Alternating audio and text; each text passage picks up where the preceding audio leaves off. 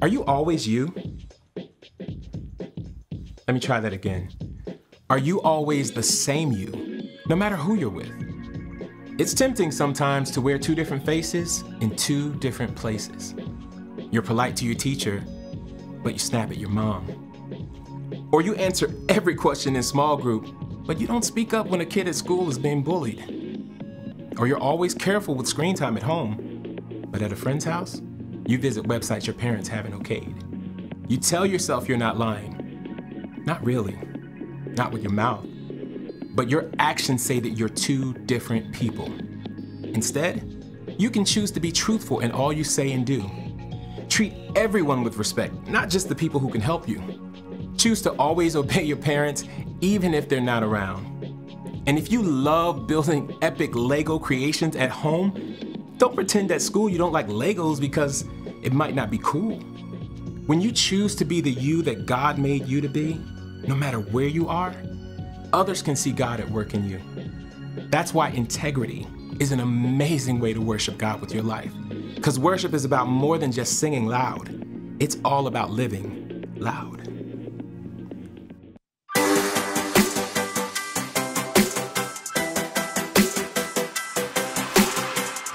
Before the day I took a breath, you had a plan for my every step. You promised to always be by my side. I believe that you are the way, you are the truth, you are the light, so I sing this to you. You keep your promises every day. I will believe in everything that you say. Yeah, in the dark I know you're making a way. Jesus, I will trust you. You're always good in everything that you do, and I know everything that you say is true. And every moment you are leading me through. Jesus, I will trust you.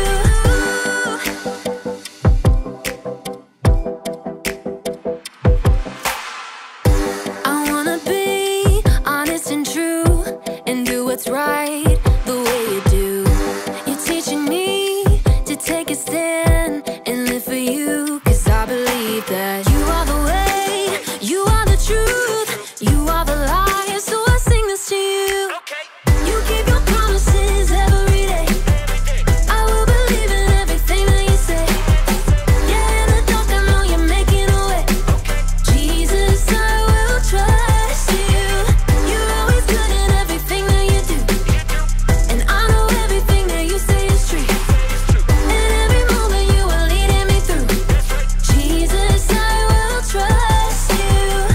Even in the moments I feel alone, I know I can trust that you're working and holding my world in your hands. Even in the moments I feel alone, I know I can trust that you're working and holding my world in your hands. You are the way, you are the truth, you are the life, so I sing this to you. You keep your promises every day. I will believe in everything that you say. Yeah, in the dark I know you're making a way. Jesus, I will trust you. You're always good in everything that you do, and I know everything that you say is true. And every moment you are leading me through. Jesus, I will trust you.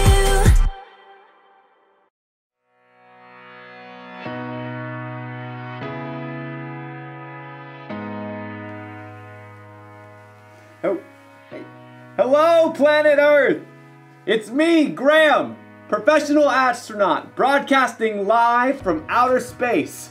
You know, not a lot of people thought I would make it all the way to Saturn, but you know what? They were right. It's just a costume. I'm still on Earth. I love to dress up and pretend to be other people. Don't you? I mean, I love to dress up in costumes and wear scary makeup or funny masks. It's out of this world. because I'm an astronaut. Oh, but today we're talking about what it's like to live our lives without masks, without costumes. What it's like to live with integrity. Now, integrity is choosing to be truthful in whatever you say and do. And It's harder than it sounds to live with integrity. There's so many reasons to pretend to be someone you're not. I mean, you may want people to think you're funny.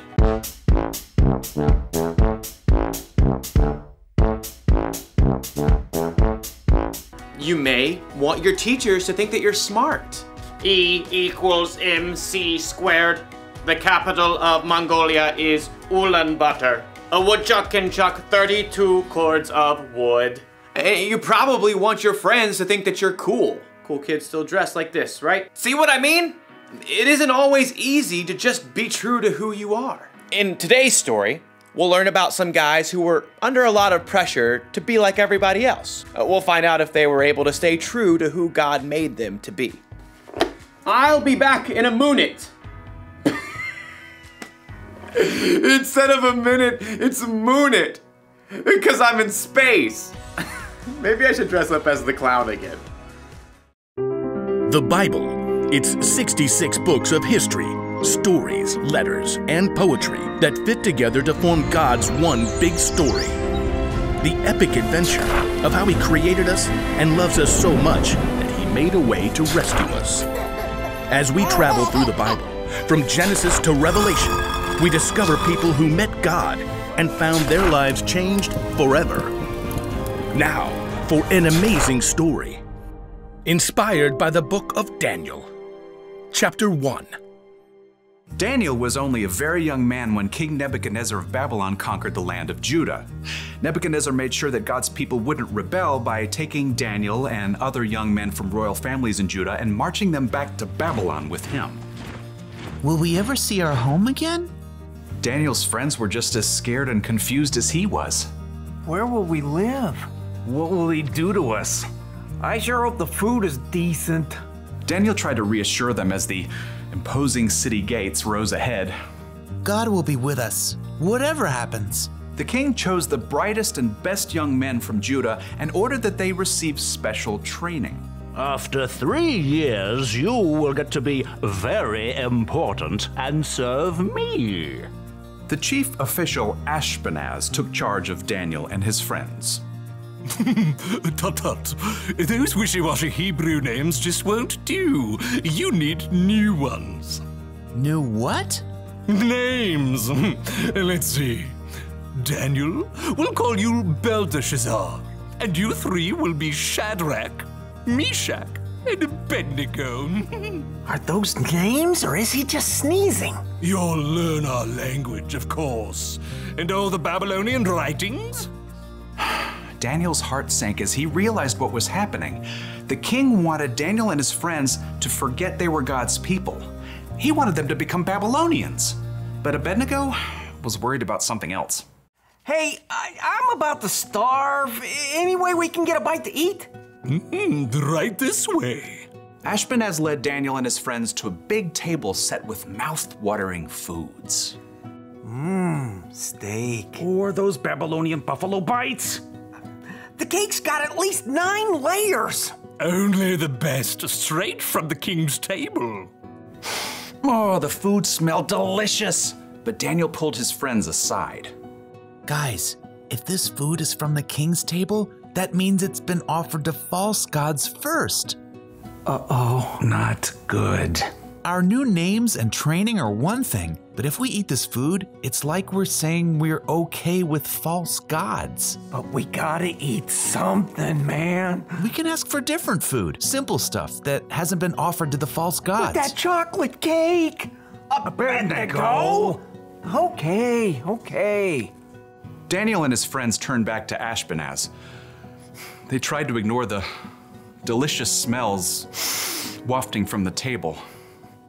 This all looks great, but could we eat something that's not from the king's table? It doesn't need to be anything fancy. The king is my master. He's decided what you must eat and drink. What if you don't eat this and he sees you looking worse than the other young men? He might kill me. No matter what Daniel said, Ashpenaz was too fearful to listen, so Daniel approached the guard assigned to take care of them. Please, just test us for 10 days. Give us nothing but vegetables to eat and water to drink. See how we look then. Well, if Brussels sprouts are your thing, For 10 days, the guards gave Daniel and his friends nothing to eat but veggies and water. I could get into the habit of cabbage. I like broccoli, probably. Pass the peas, if you please. I just want a hamburger. Let me tell you, it wasn't easy to say no to all those delicious foods the other young men got to eat. But at the end of 10 days, the guard called everybody out. Line them up. He strode past the other young men. Good, good. I can see you've been eating well. When the guard reached Daniel and his friends, he stopped in surprise. What? You've been eating rabbit food, but you look even better fed than the others. Daniel smiled. God had helped them grow strong even without eating the food offered to false gods. Okay, fine. You can keep eating veggies and water. Rats? Thank you. God continued to give Daniel and his friends knowledge and understanding as they studied, and at the end of their training, they were brought before the king. Let's see what you know. How many inches in a meter? 39.3701. What do you call a group of porcupines? A prickle.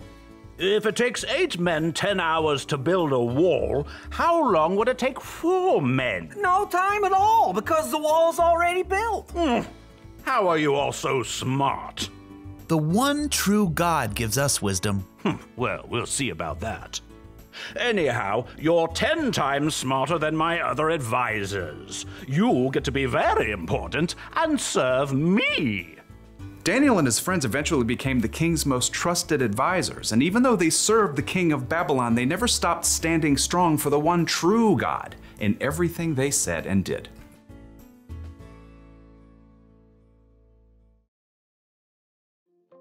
Okay, so Daniel and his friends were in a really bad situation. They were taken from their homes and they were forced to be some king's servant. But even then, they chose to be true to themselves. They chose to live the way God wanted them to live. You see that kind of integrity a lot in the Bible. I mean, think of Jesus. He was always true to himself. Jesus could have gone along with the crowd, but instead he lived the way he knew was true, even when it meant giving up his life for you and me. So how can we be true with our lives? Well, it's great if you want people to think that you're fun or funny, but not if it means, say, hurting someone's feelings to get a laugh.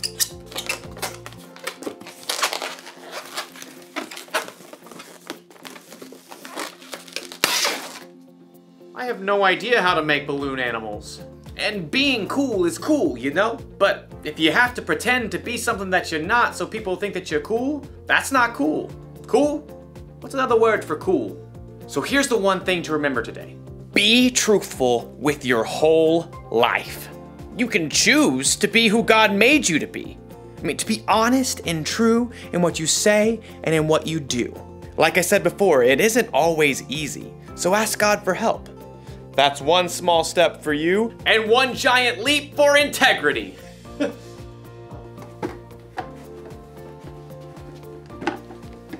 Goodbye.